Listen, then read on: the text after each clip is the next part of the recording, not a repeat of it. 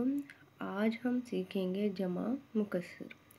جمع مکسر ایک ایسی جمع ہے جو واحد کی شکل کو یا اس کو توڑ دیتی ہے۔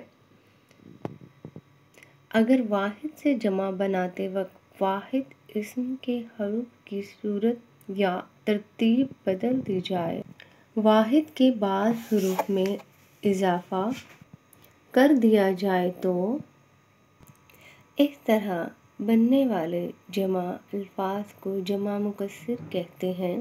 مثلاً علم سے علوم، کتاب سے کتب۔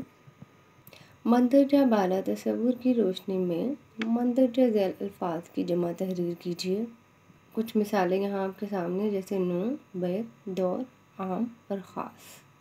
اس تعریف کو ذہن میں رکھتے ہوئے آپ نے ان الفاظ کے جمع مکسر بنانے ہیں جس میں ان کی شکل بھی تبدیل ہو جائے، جس میں واحد کو ترتیب و شکل کے لحاظ سے تبدیلی آتی ہے، جمع مکسر کہلاتا ہے۔